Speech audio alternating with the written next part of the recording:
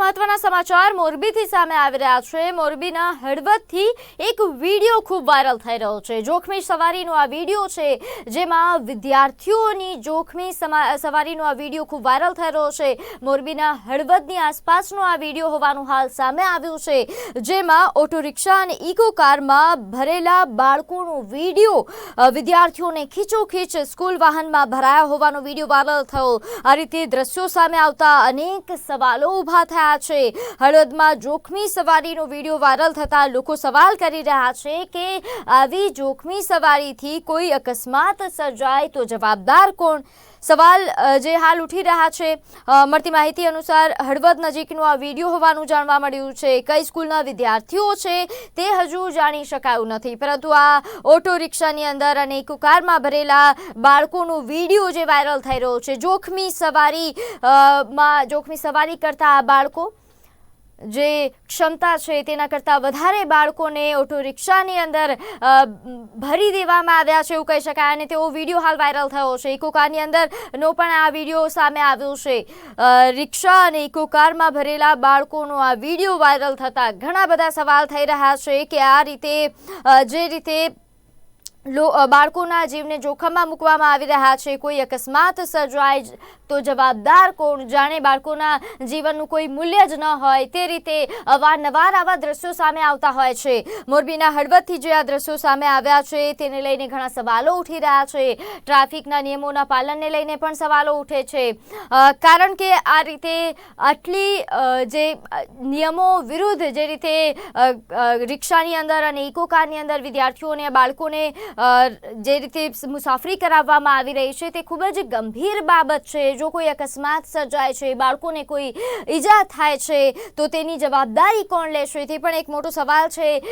વાલીઓ માટે પણ ખાસ કરીને આ સવાલ છે, કારણ કે ફક્ત જે લોકો આ રિક્ષા ચલાવી રહ્યા છે કે ઇકો કાર ચલાવી રહ્યા છે, ડ્રાઈવર કે તેના સંચાલકનો જ સવાલ નથી, વાલીઓનો પણ સવાલ છે। તેમણે પણ પોતાના બાળકોના જીવને ધ્યાને રાખીને આ રીતે જોખમી મુસાફરી ન કરાવવી જોઈએ।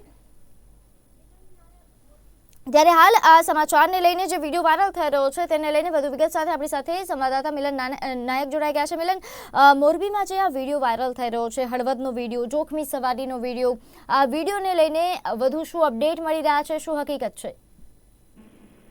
વાત કરવામાં આવે તો હાલમાં એક જે મોરબીના સોશિયલ મીડિયામાં છે તેમાં એક વિડીયો વાયરલ થઈ રહ્યો છે। જે પ્રમાણે વાત કરીએ તો આ વિડીયો છે તે પ્રાથમિક દ્રષ્ટિએ જે કહી શકાય કે હળવદનો સામે આવ્યો છે। વાત કરવામાં આવે તો એક ઓટો રિક્ષા અને ઇકો ગાડીમાં જે કહી શકાય કે ખૂબ જ મોટી સંખ્યામાં બાળકોને લઈ જવામાં આવતા હોય તેવો આ વિડીયો સામે આવ્યો છે। વાત કરવામાં આવે તો આ વિડીયો છે તે હાઈવેનો છે, તે હાઈવે છે તે માળિયાથી અમદાવાદ બાજુ જાય છે અને અહીંયા ખૂબ જ મોટી કહી શકાય કે ટ્રકનો અવર જવર હોતો હોય છે। પરંતુ વાત કરીએ તો જો કોઈ એક્સિડન્ટ થાય અને ગંભીર ઘટના બને તે પહેલા વાત કરવામાં આવે તો લોકો એ કહી રહ્યા છે કે આમાં કાયદેસર પગલાં લેવા જોઈએ અને પોલીસ દ્વારા અને કલેક્ટર તંત્ર દ્વારા પગલાં લેવા જોઈએ તેવું પણ હાલમાં લોકોનું કહેવું છે।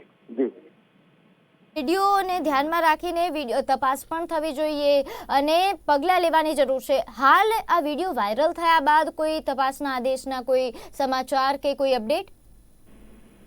હજુ સુધી વાત કરવામાં આવે તો આ મામલે કોઈ પણ પગલાં લેવામાં નથી આવ્યા, પરંતુ જે મોરબી વાસીઓ અને ખાસ કરીને વાત કરવામાં આવે તો જે વાલીઓ છે તે કેવું કહી રહ્યા છે કે આ મામલે તાત્કાલિક પગલાં લેવા જોઈએ। અને વાત કરવામાં આવે તો આ વિડીયો કહી શકાય કે વાયરલ થતા વાલીઓમાં પણ એક ચિંતાનો વિષય છે, કારણ કે વાત કરીએ તો જે આ વિડીયો છે તે હાઈવેનો છે અને જે હાઈવે છે તે ખૂબ જ મોટી સંખ્યામાં જે ટ્રકો જે અવર જવર કરતા હોય છે, જો અકસ્માત સર્જે તો કહી શકાય કે મોટી દુર્ઘટના થઈ શકે તેવી પણ છે। એટલે વાત કરીએ તો વાલીઓનું પણ એવું કહેવું છે કે સમગ્ર મામલે કહી શકાય કે તપાસ થવી જોઈએ તેવું જ વાલીઓનું કહેવું છે। જી, જે બિલકુલ જે રીતે આપે જણાવ્યું કે વાલીઓ પણ કહી રહ્યા છે તપાસ થાય, પરંતુ જે આ વાહનો છે ઓટો રિક્ષા અને ઇકો કાર તે ચલાવવામાં આવી રહ્યા છે, કોઈ સ્કૂલના વાહનો નથી લાગતા, એટલે કે જે ભાડે રાખીને ખાસ કરીને વાલીઓ દ્વારા જે વાહનોની પસંદ કરવામાં આવે છે મુસાફરી માટે, બાળકોના મુસાફરી માટેના તેવા વાહનો છે, એટલે આ ક્યાંક વાલીઓની પણ બેજવાબદારી ગણી શકાય।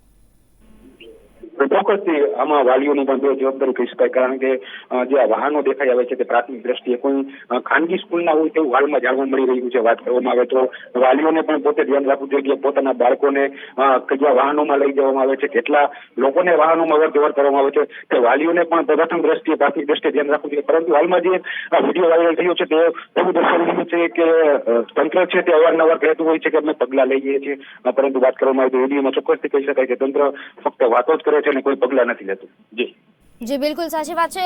આભાર અમારી સાથે જોડાવા બદલ. અને માહિતી જે આપી સંવાદદાતાએ કે મોરબીના હળવદ પાસેનો આ વિડીયો હોવાનું હાલ પ્રાથમિક માહિતી મળી રહી છે.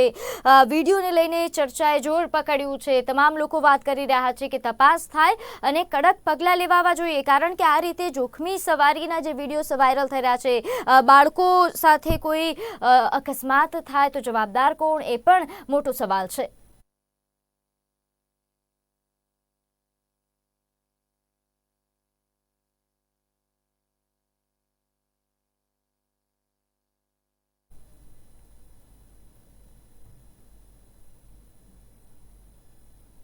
આગળ વાત કરીએ અમદાવાદના વિજય